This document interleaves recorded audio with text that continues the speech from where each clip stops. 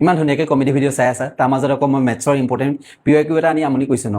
আচলতে এইটো আমনি নহয়, এইটো মোৰ ভালৰ বাবে কৰা নাই, তোমাৰ ভালৰ বাবে কৰিছোঁ। কাৰণ এক্সামত যেতিয়া এনেকুৱা টাইপৰ কুৱেশ্যন তোমালোকে কৰিব পাৰিবা, তেতিয়া মনত পৰিব যে উত্তম ছাৰে যি কৈছিল ঠিকে কৈছিল।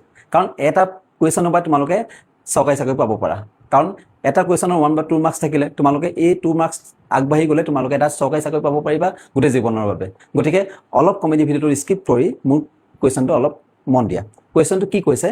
If x/3 equal y/4 equal z/7, then x plus y plus z/2z is equal to option দিয়া আছে 1, 3, 2 and 4। গতিকে এই কুৱেশ্যনটো বহুতেই স্কিপ কৰিব, কাৰণ অলপ ক্ৰিটিকেল হয়। এই কুৱেশ্যনটো যদি তুমি প্ৰেক্টিছ কৰি নোযোৱা বা এনেকুৱা টাইপৰ কুৱেশ্যন প্ৰেক্টিছ কৰি নোযোৱা, এক্সামত কি কৰিবা? গতিকে ভালদৰে মন কৰা। এতিয়া আমি যদি ছল্ভ কৰিব যাওঁ, আমি x/3 equal y/4 equal z/7 equal আমি k বুলি ধৰিব পাৰোঁনে? এতিয়া x ইকুৱেল টু কি হ'ব? 3k হ'বনে? কেলৈ 3k হ'ব মই বুজাই দিছোঁ।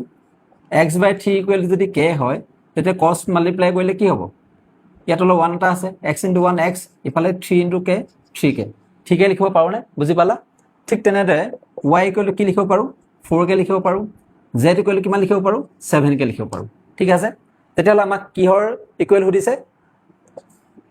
x plus y plus z/2z equal to আমাক সুধিছে। এতিয়া এক্সৰ জেগাত কি বহাবা? 3k প্লাছ y জেগাত কি বহাবা? 4k, জেডৰ জেগাত কি বহাবা? 7k ডিভাইডেড বাই 2 × z। 2 × জেডৰ ভেলু কিমান? 7k বহালোঁ।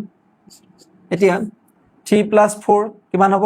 7, 7 প্লাছ 7 14k, আৰু তলত 7 × 2 কিমান? 14,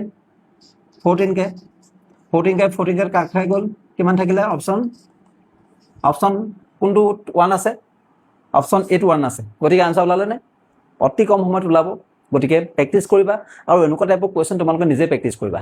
আৰু কুৱেশ্যনটো তোমালোকৰ আজি কেনেকুৱা লাগিলে মোক সকলোৱে কমেণ্ট কৰিবা, আৰু যদি আজি কুৱেশ্যনটো ভাল পালা সকলোৱে লাইক আৰু ফ'ল' কৰিবা, আৰু সকলোকে শ্বেয়াৰ কৰি দিবা। ধন্যবাদ।